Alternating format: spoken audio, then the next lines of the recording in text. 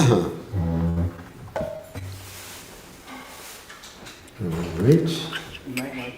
I like the small ones better.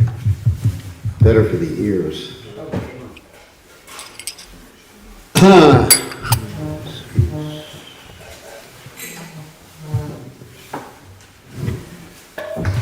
Jaya Radha Madhova Kunya Vihari.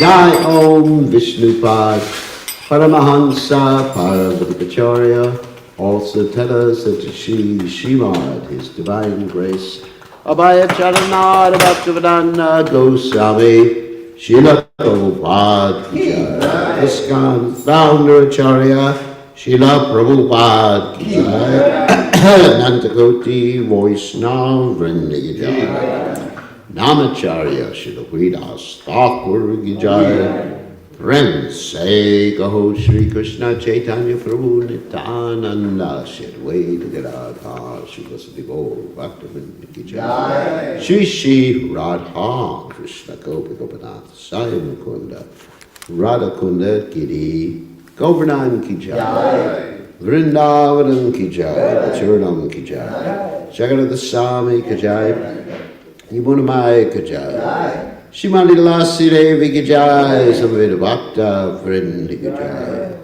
Gaur Premanandi.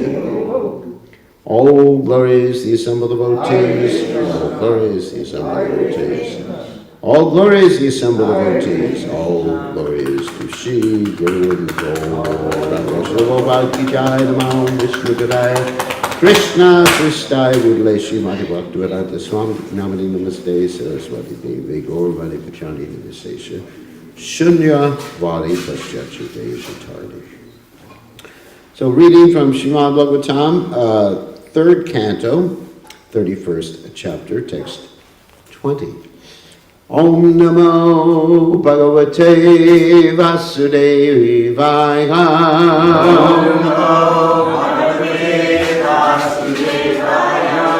Om Namo Bhagavate Vasudevaya. Om Namo Bhagavate Vasudevaya. Om Namo Bhagavate Vasudevaya.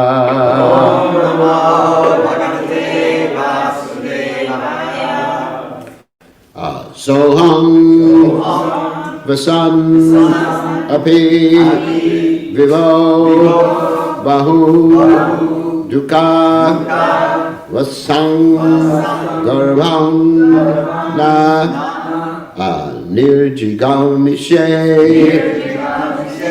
Bahir Anda Kupe Yatropayatam Upasarpati Devamaya Mithya Matir Yad Anu Samshriti Chakram Etat Soham Vasanapi Vipo Bahudukka Vasa.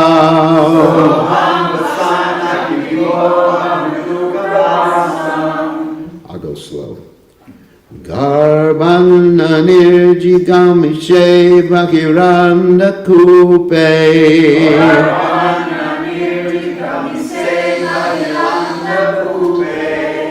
Yatropayatam Upasarpati Devamaya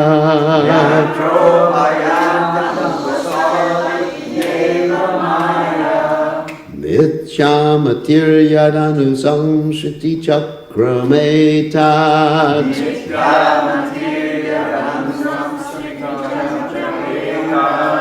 Soham Vasanapi Vipro Bahudukka Vasang.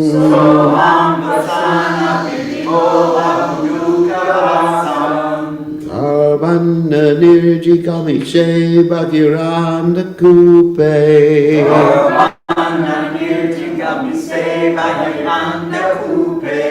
Yatropayatam Upasarpati Devamaya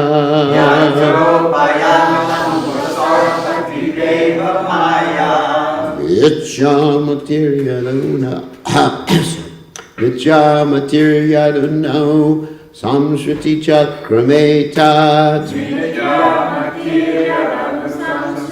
Chakrametat. So one more time. Soham Vasana Pipipo Bhakudukka Vasam. Soham Vasana Pipipo Bhakudukka Vasam. Garbana nirjigami seva giranda kupe. Garbana nirjigami seva giranda kupe. Yatropayatam upasarpati deva maya. Yatropayatam upasarpati deva maya. Mityamatira yadananu samshruti chakrametat. Samshruti chakrametat. Thank you. Soham vasana pivibo bahuduka vasam. Soham vasana pivibo bahuduka vasam. Garbani jiggamise bahi andakupe. Garbana nirjigamishe bahirandhakupe. Yatro payatam pasarpati deva maya. Yatro payatam pasarpati deva maya. Yanatir yadanu samshruti chakram eta. Vidyamatir yadanu samshruti chakram eta. Soham vasana pivivo bahuduka vasam. Soham vasana pivivo bahuduka vasam. Garbana nirjigama seva hirandakupe. Garbana nirjigama seva hirandakupe. Yatropayatam upasapati deva maya.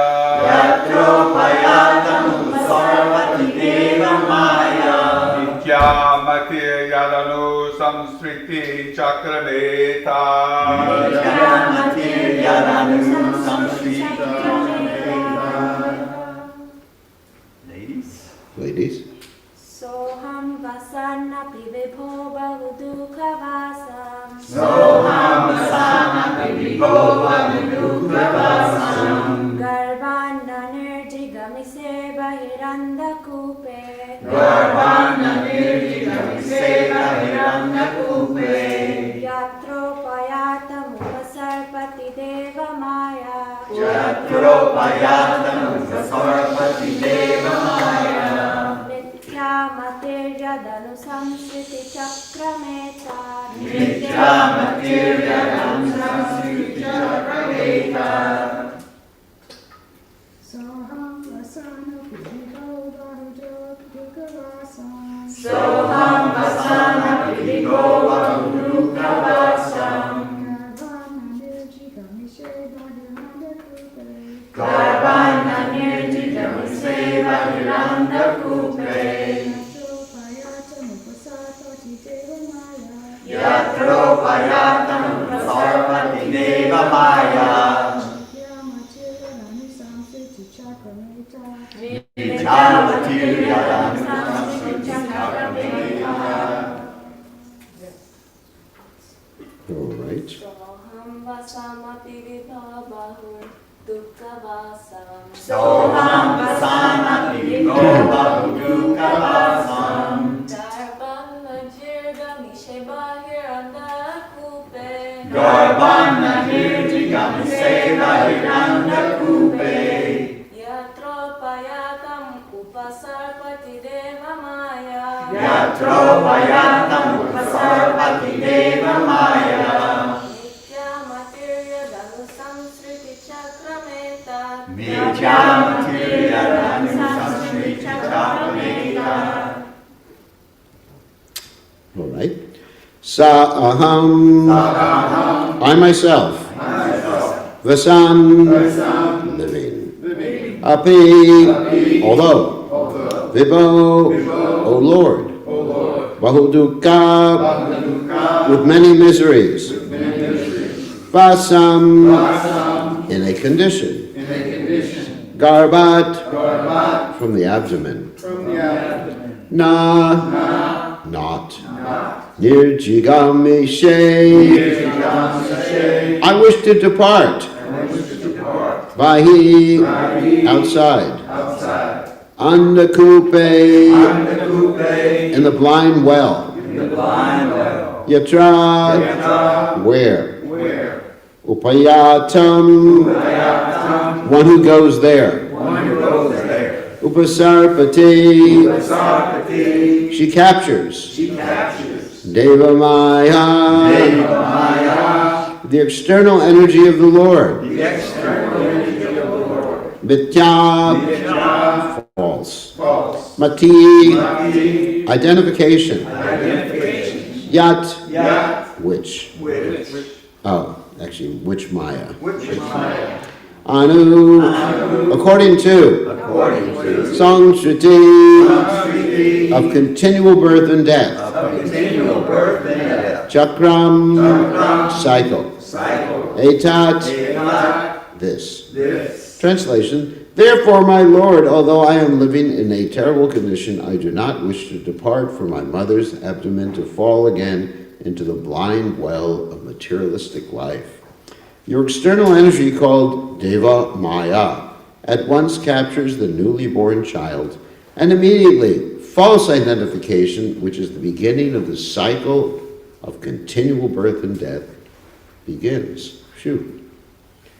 You can repeat. Therefore, my Lord, although I am living in a terrible condition, I do not wish to depart from my mother's abdomen to fall again into the blind well of materialistic life. Your external energy, called Deva Maya, at once captures the newly born child, and immediately false identification, which is the beginning of the cycle of continual birth and death begins.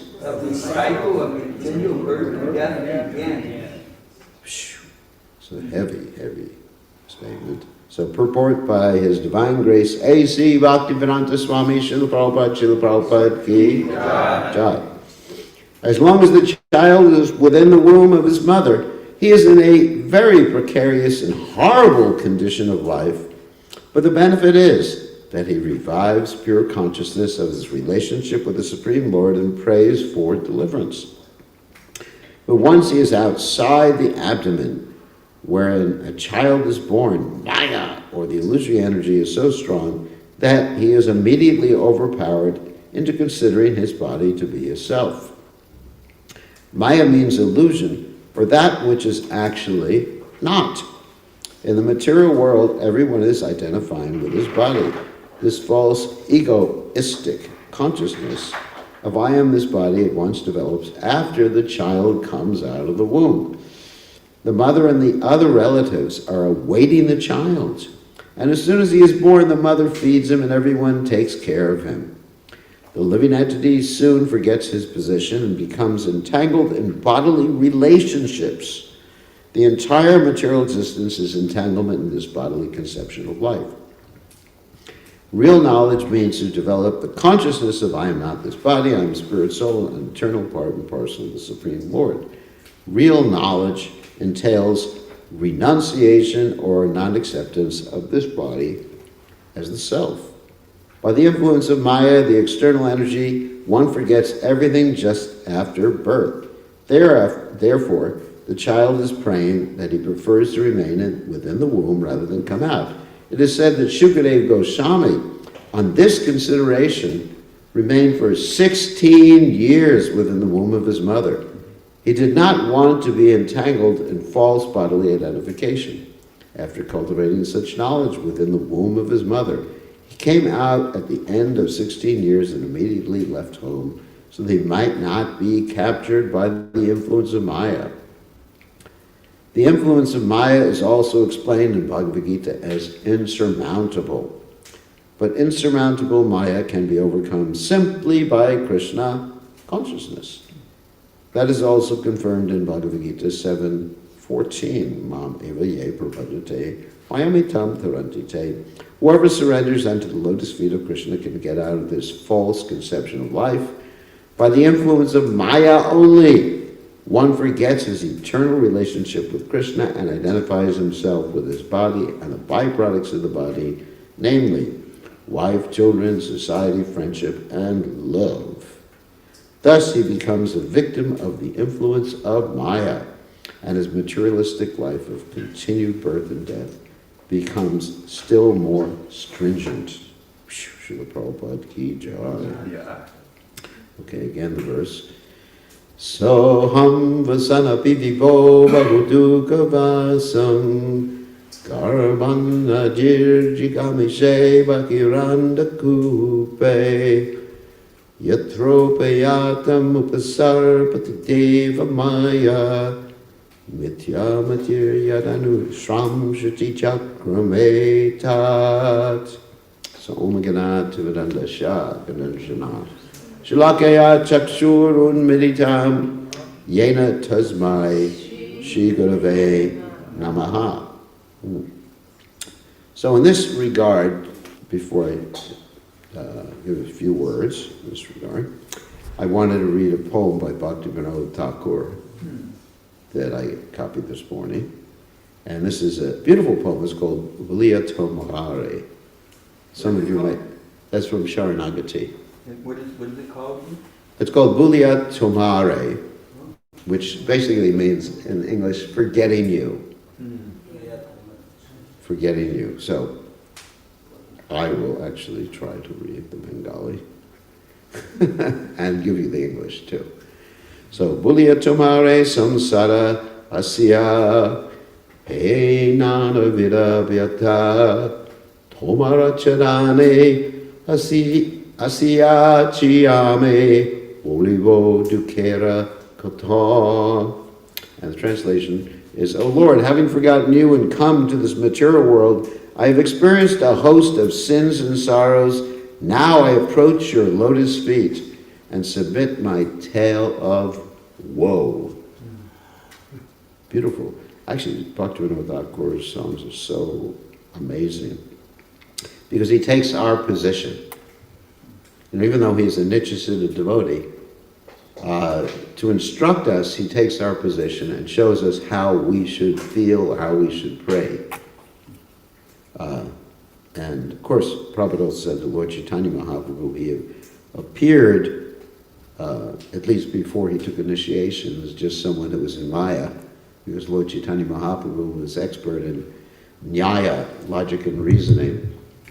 And Lord Chaitanya Mahaprabhu would be accosting the devotees and challenging them, isn't it?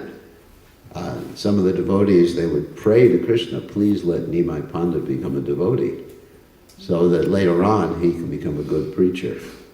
And they would run away from Lord Chaitanya Mahaprabhu. And then after Lord Chaitanya Mahaprabhu took initiation, of course, we know the rest of the story. However, that's setting an example for us, the importance of approaching a spiritual master, etc. So the Lord does that. And Bhaktivinoda Thakur and the devotees, the pure devotees, do that for our benefit. So we'll continue. Janane atare Chila Lama Jokona Vishama Vandana Pashe Ekabara Prabhu Deka Diamore Vanchile Dina Dase. While I was bound up tightly in the unbearable confines of my mother's womb, O Lord, you once revealed yourself before me. After appearing briefly, you abandoned this poor servant of yours. So he's lamenting at this particular point. Why did you give me up? Is he talking about an actual occurrence? Or Yeah. The Lord revealed himself? Yeah, in the womb, just like the story in the Bhagavatam that we're reading. It's basically, what he's doing is putting the Bhagavatam story, because he's aware of the Bhagavatam story, obviously, into a practical poem or lamentation that we can relate to. And the Bhagavatam story we can actually relate to too, but he's just putting it in the first person. I have done this, and this is how we should be feeling too. So when we chant these songs, another point I wanted to make, we should be thinking of the meaning. Oftentimes, when we chant something, whether we're chanting a Vaishnava song or whether we're just chanting our pranam mantras, we chant very ritualistically. In other words, Namo Vishnu Padaya Krishna Prasthaya Bhutale Shrimati Bhaktivedanta Swami. So we're just thinking, are we actually thinking of the meaning of what we're chanting while we're chanting? Probably not.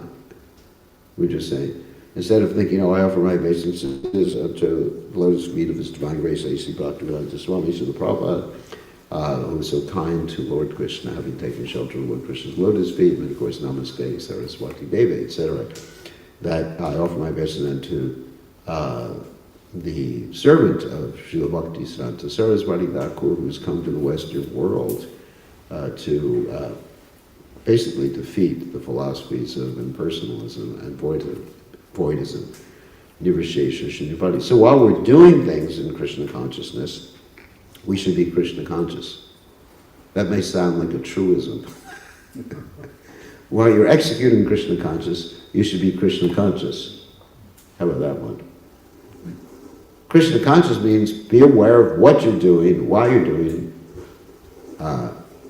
what it means, the meaning of everything. So that's what I call the why factor. Why am I doing what am I doing? Or in Sanskrit it's called the sankalpa. The purpose of what I'm doing while I'm doing. Just like before a fire sacrifice, you usually do a sankalpa, don't you, Yogi? Yes. Which is, what the purpose of the sacrifice is. We're not just doing a bunch of swahas. But the reason is, someone's getting married, someone's getting initiated, or whatever. Or we're inaugurating a house, or a temple, or whatever. So, it's important to take these words while we're chanting these songs of Bhaktivinoda Thakur to heart. And we should emotionally, it should be an emotional experience. You understand? Yes. Not simply in the head. Krishna consciousness is meant to be executed from the heart, not simply the brain or the mind. When you execute Krishna consciousness from the heart, it dissolves the material subtle body. That's a statement in the Bhagavatam. And then you can really have a real taste, And of course, that taste will give us, as Prabhupada mentions in this verse in purport, the renunciation from these upadis. Prabhupada talks about upadis. Upadis means designations. Like in the Bhakti Rasamrita Sindhu, there's this very interesting verse. Sarva upadi vanir muktam tatpada twaina nirmalam rishiketa rishikesha sevanam bhakti rikshate. He says that in this world, we have all these designations, which Prabhupada mentions in the purport, like the body, the extensions of the body, which happen to be the family, and we can go further with the extensions of bodily consciousness, such as our village, our our country, our race, or even religion, which is interesting, our people, or humankind, and human beings. So anyway, so the Sarvapadi Vinirvuktam, one has to give up these designations. Tatvadvena Nirmala, we become Nirmala. Nirmala means basically free from bad things. Like an artist, we mentioned previously, like Kamakara Bhadavatsarya, Bharyabhaya. So, Nirmalam, Rishiketa Rishikesha Sevanam, Bhakti Ruchate. What does that mean? Basically, it means Krishna is the proprietor of the senses, the enjoyer of the senses. And basically, it means what? Jiveras Rupohi Nicha Krishna Das, or Gopi Bhartek Parakamala Dasa Dasa. Dasana Das, right? Yes. So that's the way to overcome the designations. Like someone asked me the other day, how do you overcome the designation that you're a sannyasi? Not that I forget that I'm a sannyasi. There's certain vows. But you overcome it by understanding I'm just a servant of Krishna. And everything belongs to Krishna. It's very easy. It's very easy. But you have to be Krishna conscious, or conscious of Krishna, to be able to institute this all day long in your life. And what I try to do, I'm not saying perfectly do it, is that when I do something or make a decision, I'm thinking, I connect it with Prabhupada, who's our role model, because how do we know how to be Krishna conscious? At least the way I know how to be Krishna conscious is that Prabhupada is my example, Prabhupada is my role model. There's many pure devotees that are nice as role models, but Prabhupada really, in the modern day and world, for most of us, for all of us actually, Prabhupada is the best role model, isn't it? Because let's say if you take Arjuna as your role model, he's a good role model. What are you going to do? Go out and shoot people? Or practice your bow and arrow archery like that, isn't it? I know here, of course, in New Taliban, you may like shooting and things like that. I remember there was one devotee before who was shooting, I think he had a cannon or something like that. Mandrina. Yeah, Mandra. And the government came and investigated. They were he was going to shoot down the plane. So, so people get up in guns. I'm not against it. But the point is that the person who we actually copy, not copy in the sense of just like think we're like Prabhupada, but the person who we take as our inspiration is Srila Prabhupada.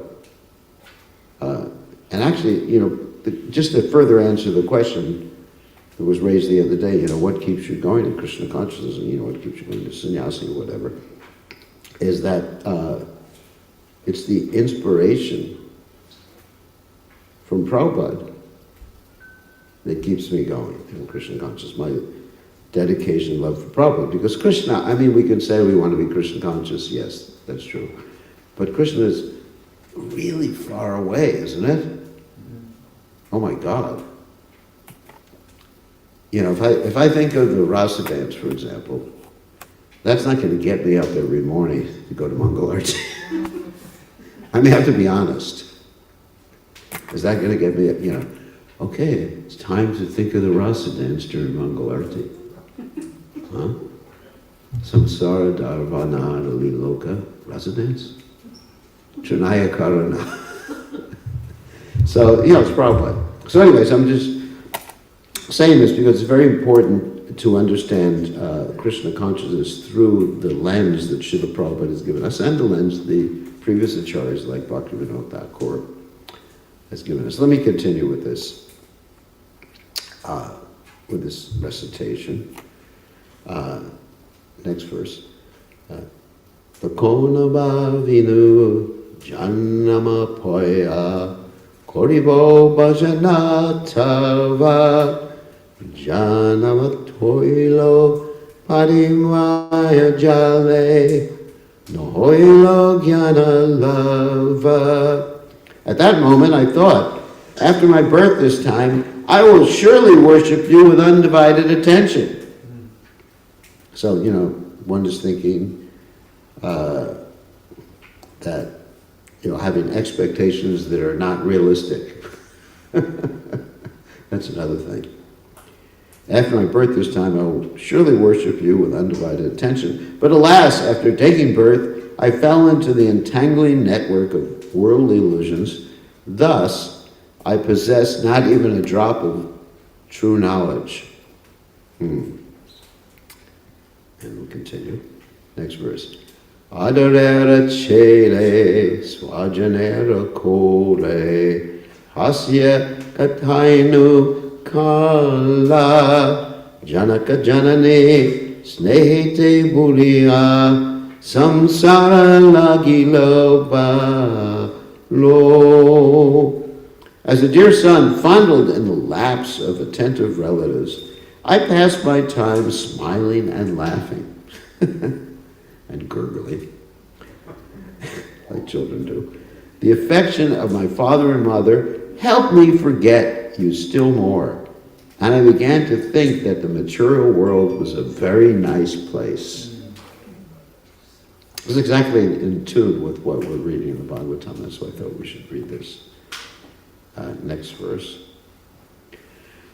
Krame dina dina balakaya Velinu balakasa Arakichudine Yana upajilo Patapodi har har Day by day, I gradually grew into a young boy and began playing with other boys. Soon my powers of understanding emerged, and so I diligently studied my school lessons every day.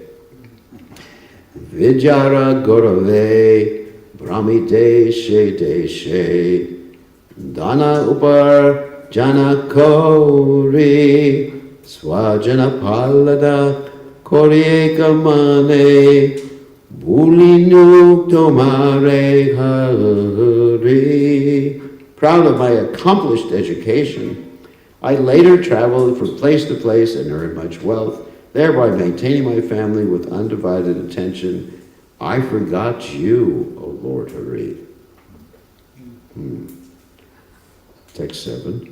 Vardakye Kona Vakati Vinoda Kanya Katara Ati Navajia Tore Dina Britakelo Ekona Ki Have Gati. Now in old age, this Bhakti Vinod very sadly weeps as death approaches.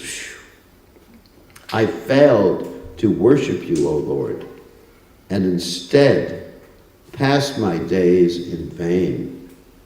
What will be my fate now? And that's the end of this particular poem. Beautiful poem, isn't it? Yeah, Bhaktivinoda Thakur, so I actually we're giving classes online every day on the Jaiva Dharma of Bhaktivinoda Thakur because his presentation is really interesting, enlivening of the Krishna conscious philosophy. Anyway, let's get back to the verse. So Srila Prabhupada here in this purport makes reference to Shukadev Goswami, which is a very interesting story. And Shukadev Goswami, before he took up his devotional activities, at least this was a pastime because he is a Nityasiddha devotee, and there's many stories about Shukadev Goswami being the parrot of Radharani. But anyway, he acted as if he were an impersonalist, not a Mayavadi. There's a difference between the two. An impersonalist can be a Mayavadi, and a impersonalist may not be a Mayavadi. He may be just a Brahmavadi. Let me explain the difference. A Brahmavadi can be equated to like an agnostic. One who is absorbed in Brahman, but he doesn't know about Krishna. And a Mayavadi is an atheist. I'm just making a rough equivalence here. An atheist is one who says God has no form, or his form that you think is spiritual is material. That's Mayavadi. All variety is illusion. The problem with the Mayavad philosophy is they say Brahmasatya Janam Mitya. Anyone's heard that before? That Brahman is truth, the material world is false. So, of course, Prabhupada one time said, but they're very expert in trying to enjoy the material world, even though they think it was false. But so they say Brahman, the impersonal Brahman, is everything is Sarvakaru Adam Brahman. Everything is Brahman. And undifferentiated Brahman. But somehow or other, Brahman was put into Maya. So that's the fault of the Mayavad philosophy. That because if they say that Brahman was put into Maya, that means something was what? Putting it into Maya. And that something is more powerful, capable of bewildering Brahman. And that's a contradiction. Here's a result from search. Oh my God, my phone's talking to me. The problem is when you say the wrong words nowadays, the phone actually thinks you're saying something to it. and a response. Anyway, it's a problem. So, all right, getting back to Brahman. So you're positing something is more powerful than Brahman, but the word Brahman means the greatest. So how can the greatest be overcome by something that's lesser? So obviously there's something there. So obviously that, first of all, Brahman is not overcome by Maya, the Supreme Brahman. Krishna is not overcome by Maya. But the Jiva souls are overcome by Maya, but they're overcome by Maya by their own choice. So anyway, getting back to the point, the difference between a Mayavadi and a Brahmavadi. Brahmavadi is sort of innocent. I don't know anything better, everything is Brahman. Okay. Doesn't blaspheme the Lord. So Shukadeva Goswami was acting as a pastime as a Brahmavadi. And the story is that he was in the womb of his mother, and being a Brahmavadi, he was thinking that it's better to be in this miserable condition than to come out and experience what we just heard from Bhaktivinoda Thakur, the coddling of the parents. And so, let me just stay here. So there's some story, and there's a story in Bhagavatam and the Vedic literatures, how his father tried to convince him to come out. Krishna tried to convince him to come out. He heard the Bhagavatam, and he actually heard from Krishna. And Krishna assured him, this is something that was stated by Prabhupada in one purport, that when you come out, I will make Maya go away from you. Krishna assured him that. It's actually interesting. I read that in a purport. I forget which purport in Srila Prabhupada's books, where Krishna arranged that Maya went far away. I wish that would happen with all of us. Krishna would arrange Maya will go. Well, Maya will go far away if we are absorbed in Krishna's name. That's the point. So anyway, so Shukadeva Goswami decided to leave when he heard Krishna's assurance, and immediately the Bhagavatam describes he ran away from his father, and his father, wanting to be affectionate towards his son. You're waiting 16 years, it's quite an expectation you have that you're going to have a nice son. And ran after him crying, "Oh my son, oh my son." And it's described that only the trees and the mountains echoed his plaintive cry. "Oh my son, where are you going? We've been waiting for you. What about your mother?" He didn't say anything. He didn't even take the trouble to put clothes on. Just ran away. And in order to pacify his father, Prabhupada explains that he produced a clone Shukadeva. And basically the clone Shukadeva went back to his father. Got married. And there's a whole chain of descendants from that clone, Shukadeva Goswami, described in the Bhagavatam. So, there was Shuka, anyway, then he went to preach to Parikshit Maharaj. Actually, first Prabhupada describes, he eventually did come back to his father and took instruction in the Bhagavatam, got instruction in the Bhagavatam. Then he went out and preached to Parikshit Maharaj in the assembly. And there's other examples too of this. What is described in the Srimad Bhagavatam, I believe it's the 7th chapter, 1st canto, of the Atmarama verse. Everybody's familiar with that verse? Atmaramas cha nigranta rukrame kurvanti ahaitaki bhakti vitambuta gunahari. That verse states that all varieties of Atmaramas, and of course Lord Chaitanya explains this verse in quite a few different ways, but I'm just going to explain it one way, that all varieties of Atmaramas means those who are taking pleasure in the self. Of course, taking pleasure in the self means you're absorbed in spirituality. It doesn't mean I'm taking pleasure in the body, because that's not yourself. Although sometimes that can be explained by Lord Chaitanya Mahaprabhu, that anybody who's taking pleasure in any way, because the Atma can be considered to be the self, it can be considered to be the body, etc. Lord Chaitanya, when he explained this verse to Sarvabhauma Bhattacharya, took different meanings of each word in the verse and came out with different permutations or combinations of meanings for the whole verse. But anyway, so Atmaramas cha, urukrume. So one, even if one is satisfied, self-satisfied, absorbed in Brahman, urukrume, kurvanti haitaki bhakti tambutaka, one will be attracted by what? The transcendental nature of pastimes, guna, qualities, hari, of the Supreme Personality of Godhead.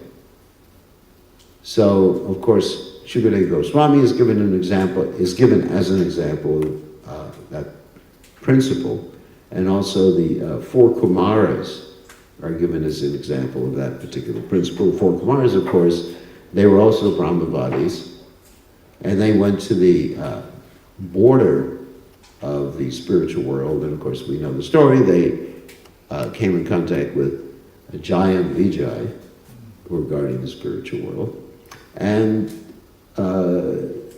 they got upset with Jaya and Vijay. Lord Vishnu comes out, they smell the flowers, Tulsi leaves offered to the Supreme Personality of Godhead, and they became absorbed in Krishna consciousness. So that's the Atmarama principle. So what does that mean for us?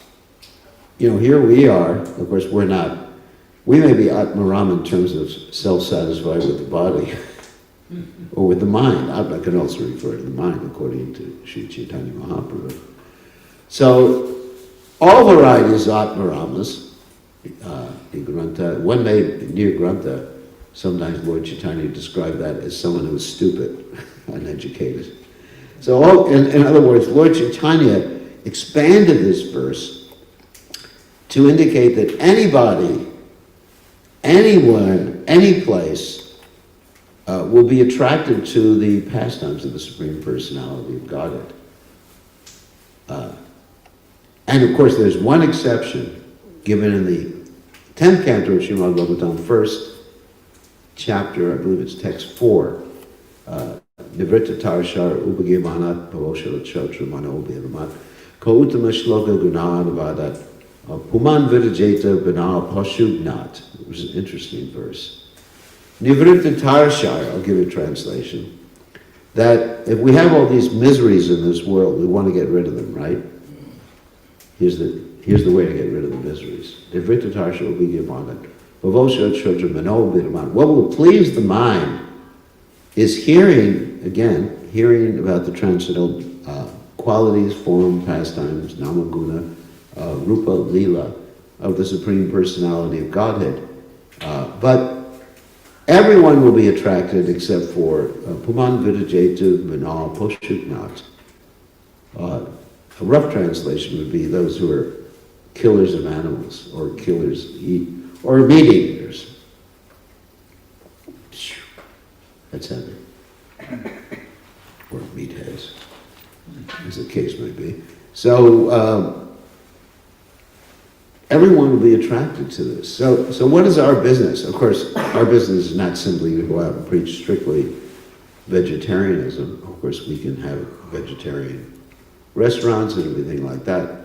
But our business is even to take that a step further and to approach those who are killers of animals, and by the mercy of Srila Prabhupada and Sri Chaitanya Mahaprabhu, even those who are killers of animals or eating meat can be given the mercy of Krishna, and eventually, of course, giving up eating meat. So we approach everyone with book distribution and the Harinam and everything like that. And so we're not restricted. It's an interesting thing, we're not actually restricted by that particular verse. Because if you take that verse as a restriction, don't preach to those who are, eating meat. You could take that indirectly as a restriction. Or like there's verses, statements in the Nectar of Devotion, it's an offense to worship the deities in front of the non-devotees, isn't it? But we do that anyway. We take Lord Jagannath out. And there's so many people who are not, I don't even like the word non-devotees. People who have not yet realized they're Krishna conscious. you know, I know we use this word non-devotees, demons, it just like gets into my consciousness after a while. So as the people who are not yet come to the understanding that they're actually devotees of Krishna. I think that's a healthier way to look at everybody, isn't it? Yes. Rather than say karmis, non-devotees. It's a negative definition, isn't it? Yeah. Non-devotees, karmis, meat eaters, demons, rakshasas, malechas, yavanas, dogs, camels, asses. There was one devotee, actually it was from here, who used to go out on book distribution, and he would tell people you quote that verse from the Bhagavatam, you're like a dog, hog, camel, and ass. You know, yeah, a lot of people got angry with him. A lot of people thought he was cute. That was Varnashram. Some of you may remember him in the old days. Who did that? So anyway, let's look at it positively. Let's say they haven't realized, or as Prabhupada describes, they have amnesia. Or that's a good way to look at it. People have amnesia. They've forgotten their eternal relationship with Krishna.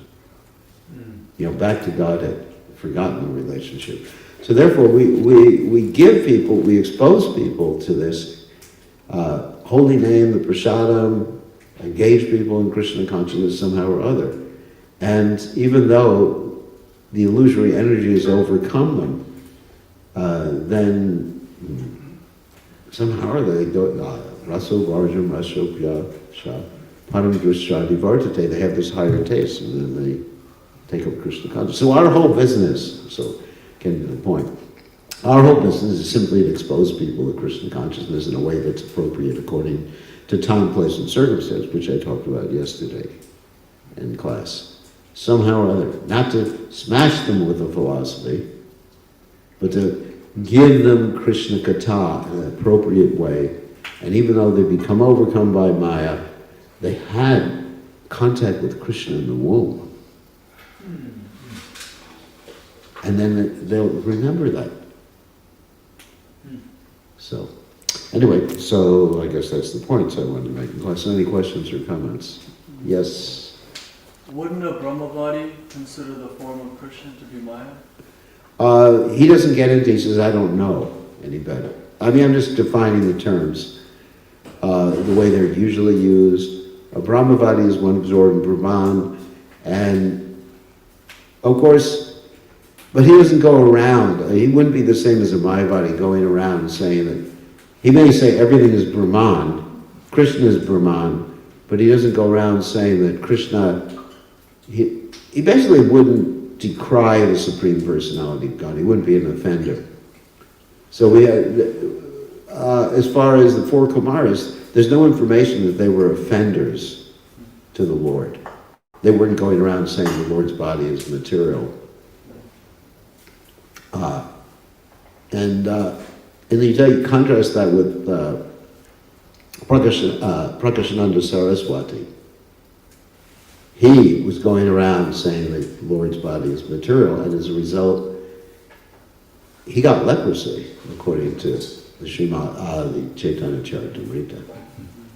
So, by his offenses, even though he had come in contact with Lord Chaitanya Mahaprabhu. So philosophically, the implication of their philosophy is that Krishna's form is Maya, but they're not preaching it. Yeah, they don't get into it. They don't get into it. Yeah, the implication, of course, is the same. But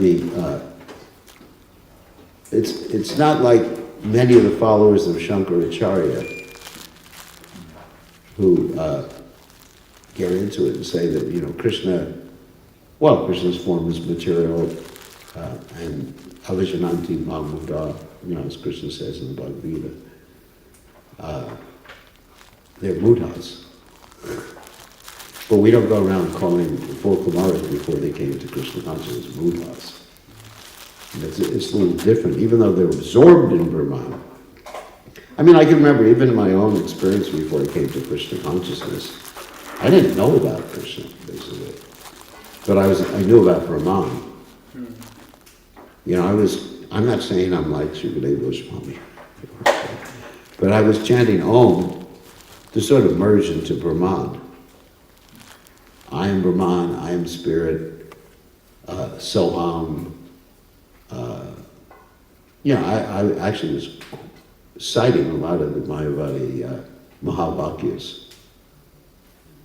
Like Brahma Satya, Jagat Mitya. Somehow or other.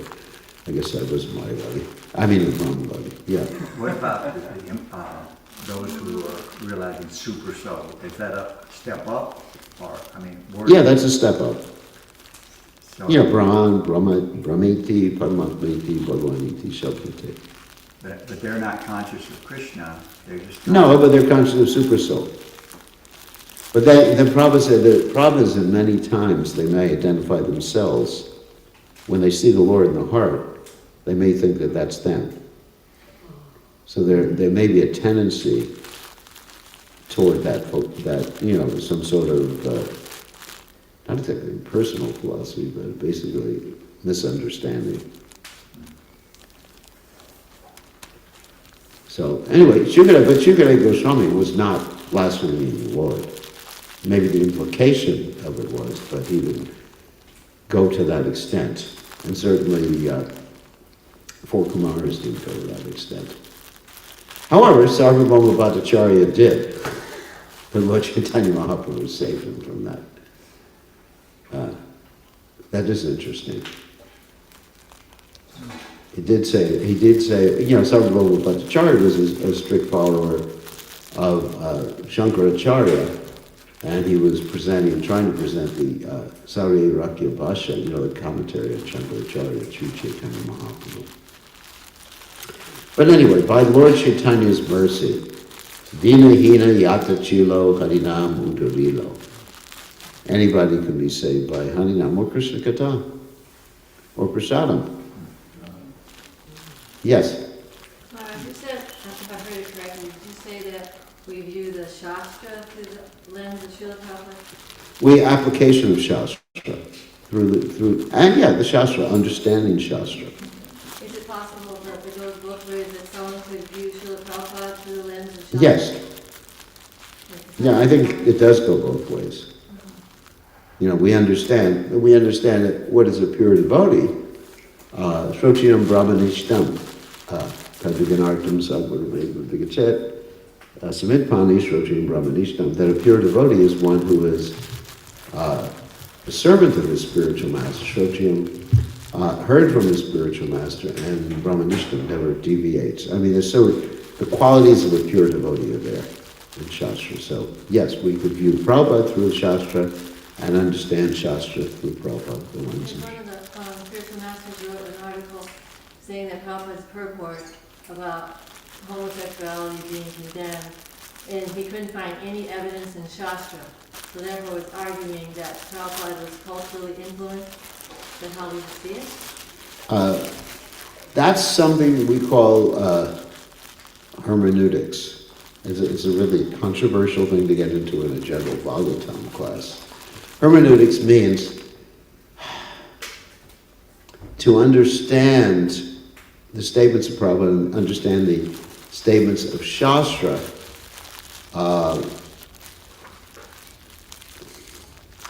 That sometimes certain statements of Shastra may be metaphorical. I mean, just like the story of Puranjana in the fourth canto of Srimad Bhagavatam, obviously a metaphorical story. Once upon a time, Narada was saying there was a king, O king. So, it's obviously a metaphorical story. Sometimes they may be time-bound instructions or statements. And the same thing with the spiritual master. I'm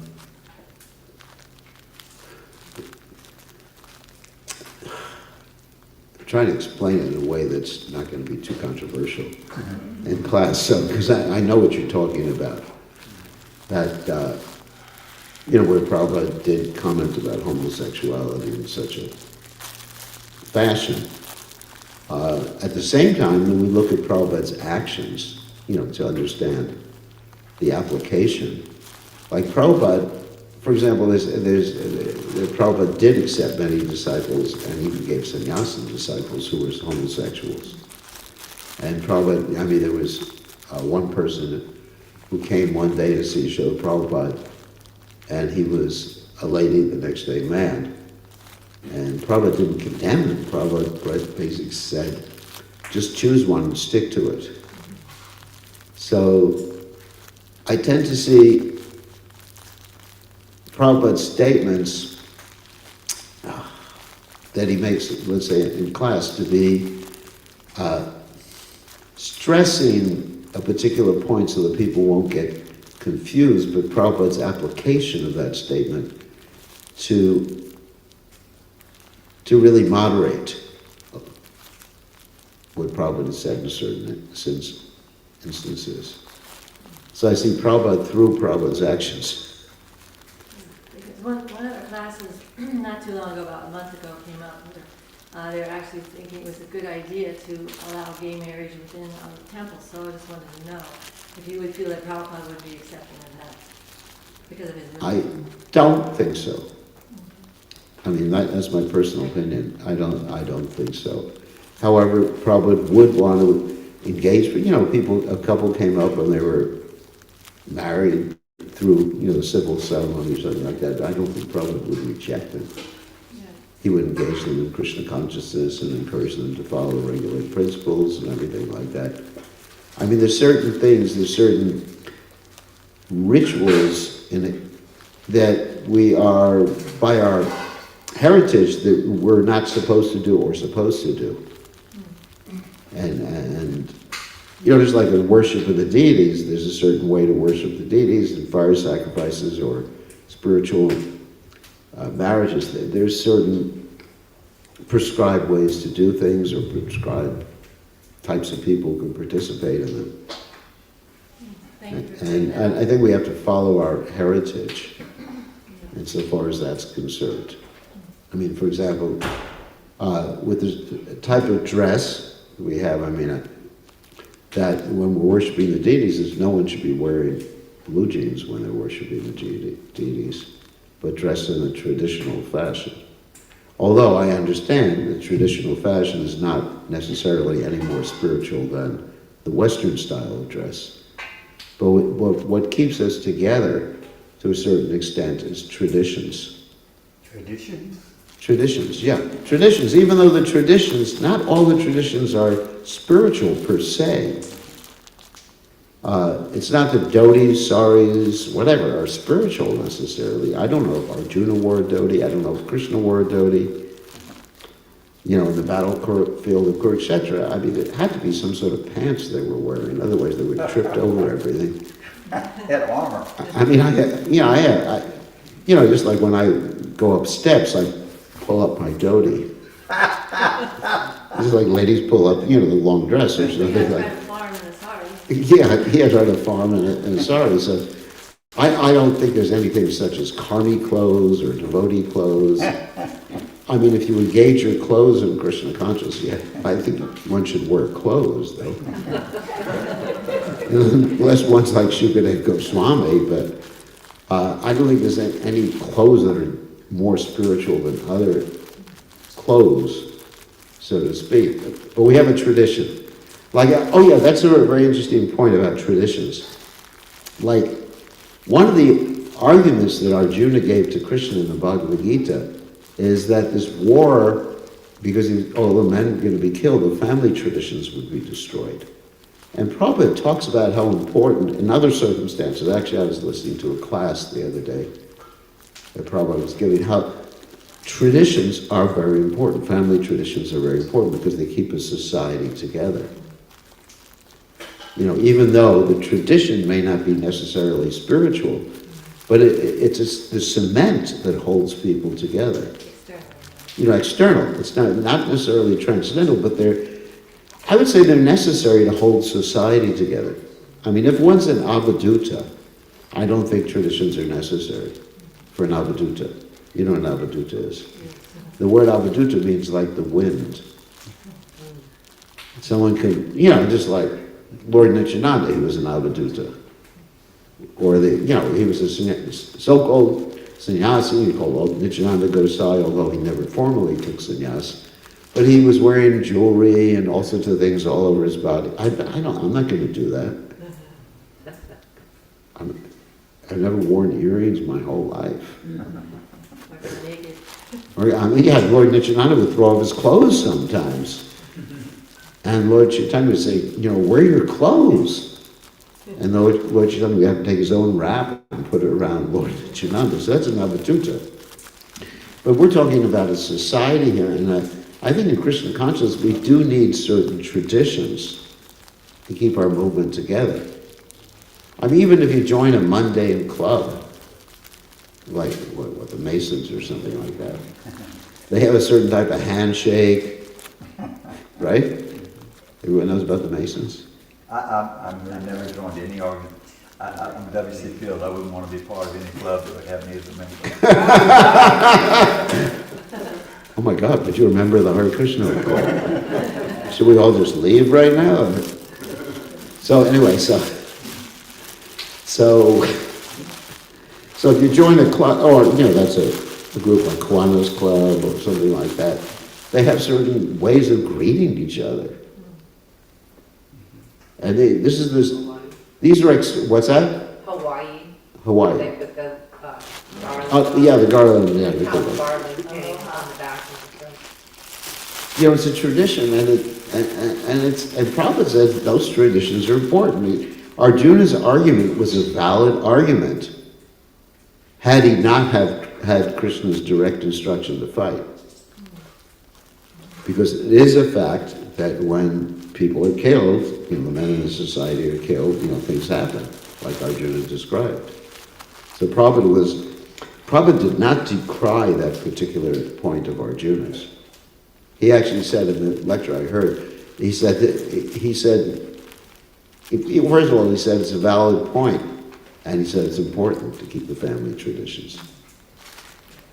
Because families are important. We're not just interested, we were talking the other day, like nuclear families don't work so well. When you have family traditions, people stay together.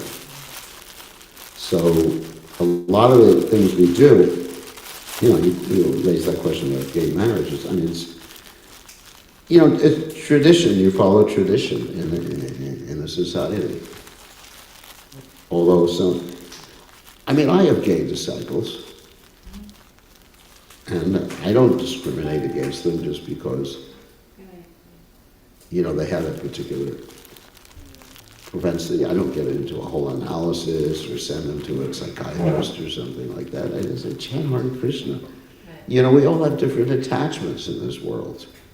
I mean, who are we, or who am I, to criticize someone's attachment?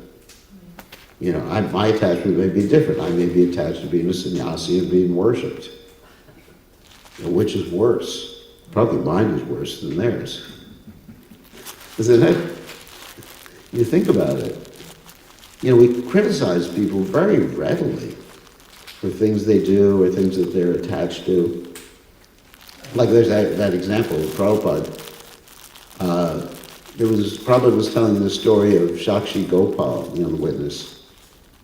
Gopal, who walked away across India to witness a Brahmin. And Prabhupada said both of the Brahmins, the one who promised his daughter to the younger Brahmin and the younger Brahmin, were both pure devotees. And one of my godbrothers said to Prabhupada, but if they were pure devotees, or if the younger Brahmin was a pure devotee, why do you want to get married? And Prabhupada said, you're saying this because nobody would have you.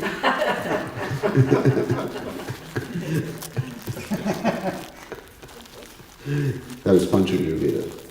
That's what he said. Of course, it was sort of joking with Prabhupada. They were having little teasing, joking thing. So, whatever. I mean, I'm tired of criticizing people for their faults. And Bhaktisiddhanta Saraswati Thakur said, I am criticizing someone's fault because I myself am pockmarked with the same fault. Who am I to criticize someone? I just want to engage people in Krishna consciousness, let them do whatever they're going to do. I don't go into people's bedrooms. Yeah, but I'm not disagreeing, but I was thinking of McGraw, and he was in his petition, was to half kill the animals. Yeah. And so here's a case where Narada Muni is saying, well, that's not a good tradition. No, that's not a good tradition. Because that tradition actually goes against Dharma. So That's a good point. If a tradition goes against Dharma, we reject that. But Narada Muni said, why don't you just fully kill them? You know, he gave him an alternative. He's a step up. in which would sound, for most of us, it'd be surprised that Narada Muni saying, well, go ahead and kill them. You know, just, Yeah. right, just to get him to do the lesser. The lesser of the evils. Right. Yeah.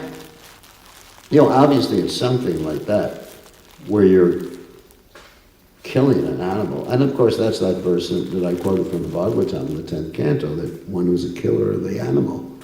Pashugna means those who kill pashus, who kill animals. So, yeah, it requires some discrimination, but basically it's not for us to, I mean, talking about, you know, what, homosexuality or something like that, it's not for us to really get into that whole discussion. It turns people away from. It turns people away. I mean, it's just like, you know, Prabhupada's strong things just about regular heterosexuality. yeah, I mean, So, yeah. Well, my argument was that if we do allow gay marriage in the temple, there might be a lot of people out there that will be turned away. That they will be turned away. yeah, so we stick to our tradition, yeah. Right. Stick to our tradition. Not homosexuals, but the marriage they can do outside, that's not a problem. Yeah, and that way, you know, that's a win-win, because we're not going to turn homosexuals away, and we're not going to turn heterosexuals away. You know, that's, yeah. We don't criticize Maharaj and we don't get into the bedrooms, but we have 4 principles, right? Yeah, we have 4 principles. I mean, as far as initiation is concerned. Yeah, we have 4 principles. Yeah, but we don't, you know, like with married disciples, I don't ask them about their personal lives. I would be rather intrusive. And I know there was one temple when they, in the initiation, you got to trust people. And in the initiation questionnaire it says, you know, how many relationships do you have with your wife? Anyway, it's really crazy. You can't get too intrusive with people. Yeah, and that's the past. You know, it's just like, you know, let people chant, and you got to trust people, you know, 4 regular principles. You know, of course, the GBC went into some discussion as far as a particular regulated principle, what does it mean? And the conclusion, more or less, was there's a higher standard and a lower standard. You know, as far as when people are married. So, but, you know, basically, yes, we have our 4 regulated principles. It's very clearly stated. And those 4 regular principles apply whether one's homosexual, heterosexual, metrosexual, whatever. You know, I mean, it's really wild in the world today. You know, when you go to the doctor, you have this whole list. What are you? Are you bisexual, homosexual? I just write the spirit soul, Peru. I'm none of those, you know. You know, in addition to what race you are, and, you know, it gets really wild nowadays. And what do you prefer? Not only what race you are, but what do you prefer?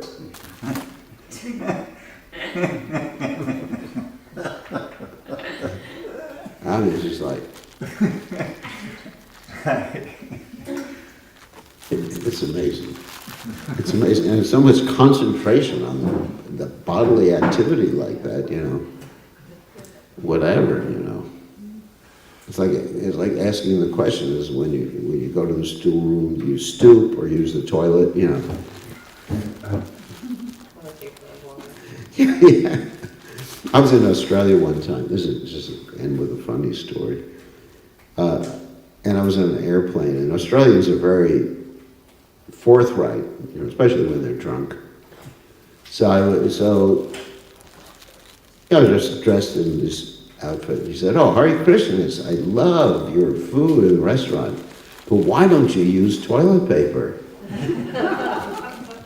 Why do you use your hands?" And nobody wanted to sit next to me in the airplane that because he was so loud. So You should have told me it's a myth. it's a myth.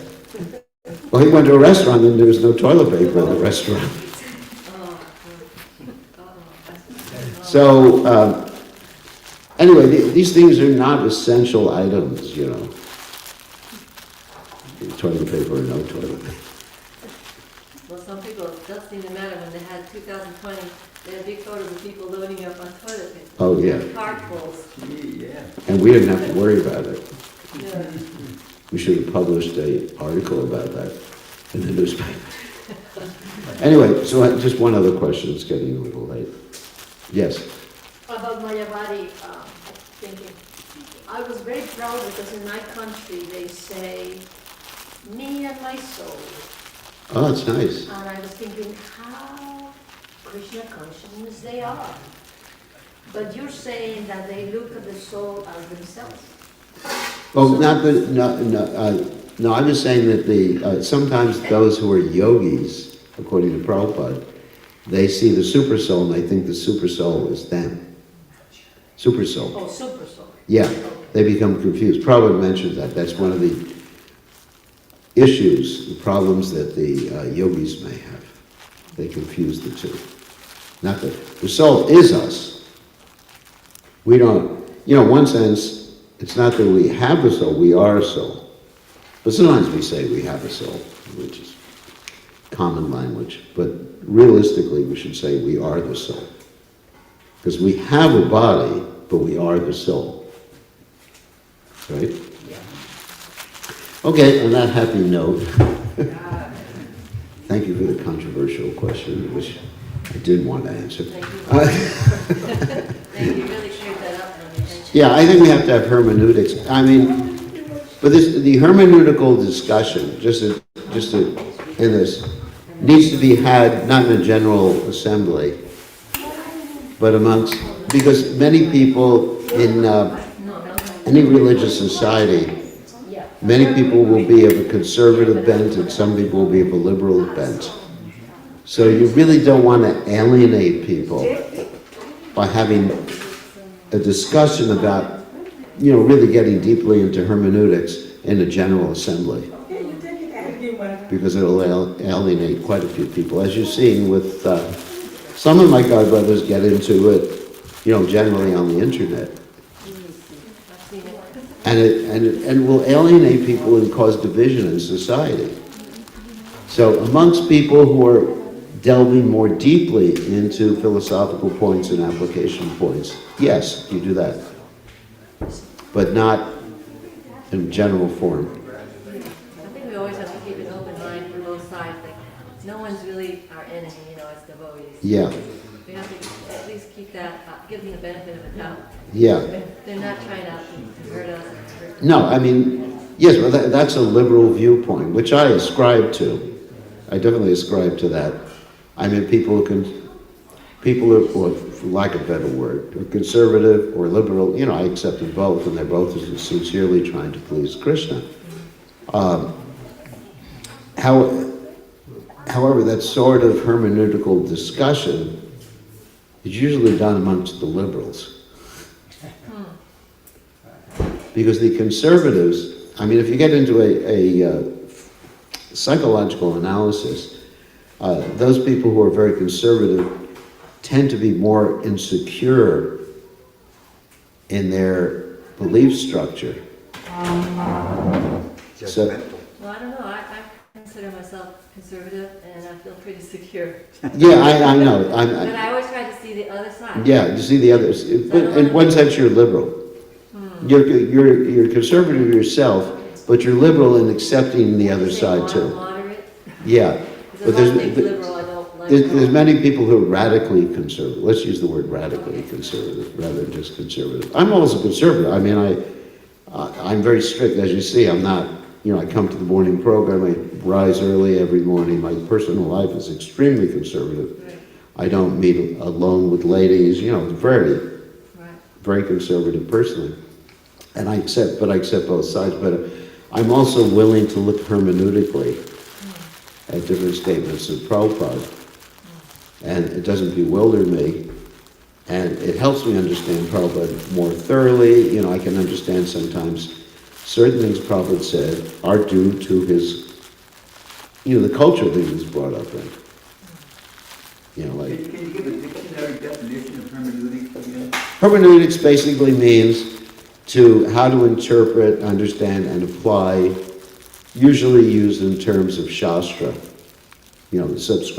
Scripture in any religion. The Christians use it, and the professors talk about that term.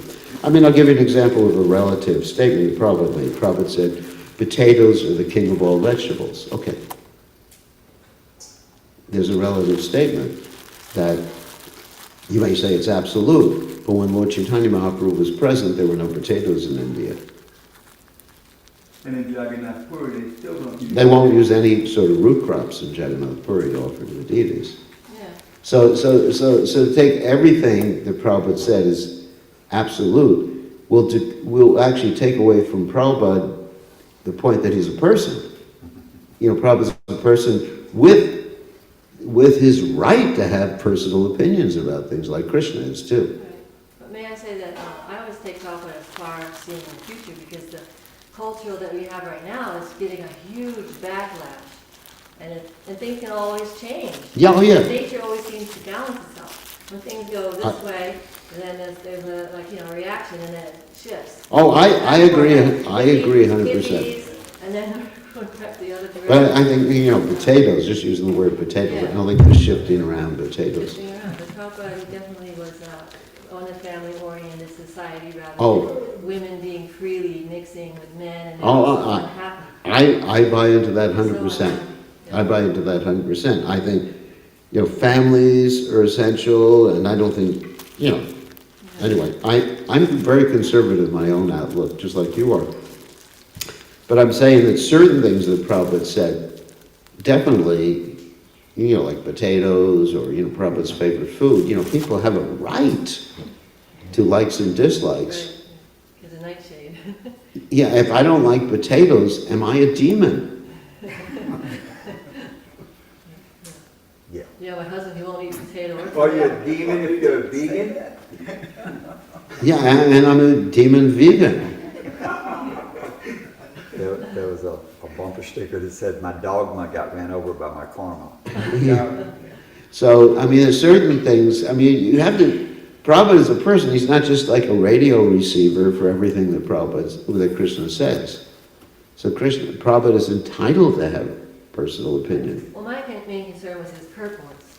Yeah. Because his purports, as far as I was told, is that they are absolute, because these Yeah. are the guidebooks for the rest of humanity on this till the end of Kali Yuga. Right. So it I was would, shocked to read that, okay, we should judge the purports. no, that's not what I'm saying, but there's certain times the language that Prabhupada used has to be understood, like language changes. Give the example like Prabhupada said about ladies who like to get raped. So if you look at that word rape and you understand how it was understood in the 17th or 18th century, it's completely different. Completely different than the way we understand the word rape. Like ravish. Ravish, it's like that movie Gone with the Wind. Of course, you've probably never seen it. Yeah, marital rape was in there. Yeah, it was like he carries this lady up the stairs and she's screaming and Yeah, yelling. it was a very popular movie. Yes. We had a book, we had to read that in high school. Yeah. So anyway, I don't want to get into that any further, Thank you. but it's a controversial